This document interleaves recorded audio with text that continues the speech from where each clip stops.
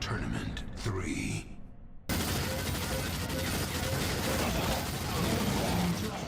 Hi, I'm Steve Polge, and I'm the lead designer for Unreal Tournament 3. And I'm going to tell you a little bit about the game and hopefully explain to you why it's going to be a lot of fun to play. When we first started talking about Unreal Tournament, our first idea was let's increase the scope and the scale of it and have 64-player games and these huge maps and take advantage of the streaming levels that you can do with Unreal Engine 3 so that you're playing from map to map. And we started playing around with that and trying that and realized this is not really making the game more fun, and it's kind of getting away from the essence of what we think Unreal Tournament is. And so we kind of figure out what are the best ideas that really work in Unreal Tournament that we could get out of that and kind of refocus the game around those and brought the game back in to feel more like Unreal Tournament. The cool thing about Unreal is that because it has existed before and now it's a refining of something that's a known factor, the game was playable, the game was fun very early on. So we weren't having, as artists, we weren't having to change scope at all. We knew how big the levels were going to be. We knew what the memory budgets, what the polygon budgets were, having shipped Gears already. So it was a more defined space that we were working in, and then it was just a matter of, like I said, just kind of finding the right balance between the amount of detail in the world. But bottom line is we wanted it to be visually fun as well. I mean, UT is bigger, it's bolder. The color choices were not as desaturated as Gears. It's definitely much more bold colors, and that's part of the franchise itself. And this is the third generation of Unreal Tournament running on Unreal Engine 3, which is our new engine we're very proud of. You'll see a little bit visually why we think it's so cool. As a gameplay programmer at heart, what I find is the Unreal Engine gives me the freedom to make fun games and focus on that as opposed to focusing on adding engine features. And I think that's critical. I think that it has a huge impact on our productivity in terms of being able to make the game more fun.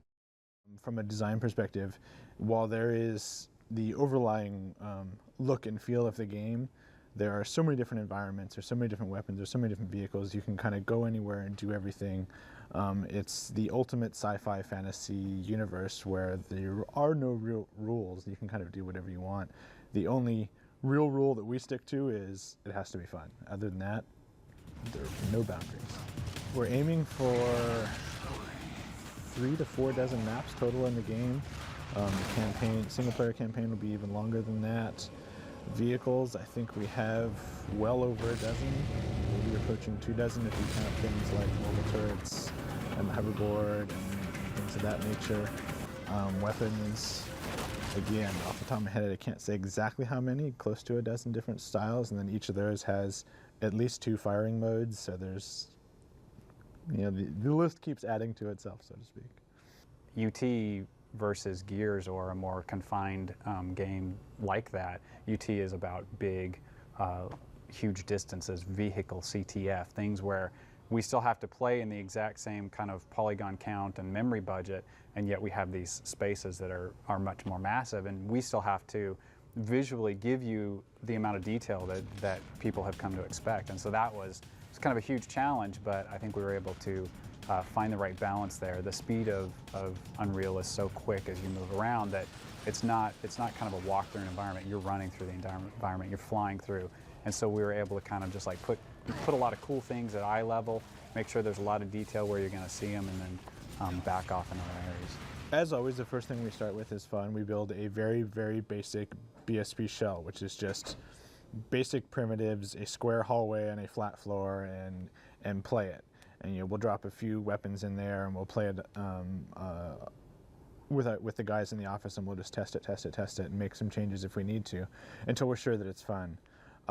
From there, it goes to an art team, which is sometimes the same guys, sometimes not, and they're the ones who do the pretty pass. They add the static meshes and focus more on texturing. Sometimes we'll get a concept before we start that process so that it kind of has a unified look and feel. Once that is set, it goes to a lighting team who does a lighting pass on it, and then it comes back to the gameplay guys finally to do and fix any, if a wall got moved a few units because of meshing and messed up pathing or something like that. We'll do the final tweaks on that and performance and make sure that it stays back in that fun state, that nothing got changed along the way. And then in the final mix, you've got everything that kind of comes together to create the level. So yeah, UT is not about cover, right? UT is action-packed. It's Gears on crack, I guess is another way of saying it. And what we're trying to do is it's had the same kind of visceral, you know, you're bashing other people in and blowing them up kind of gameplay, but non-stop. I mean, you die, you respawn right away, you're back in the action, and every weapon is super powerful and destructive. And but at the same time, weapons take skill, and you know, and there's a lot of balance and rock paper scissors kind of gameplay between the weapons. But certainly, yeah, and gears on crack. Unreal.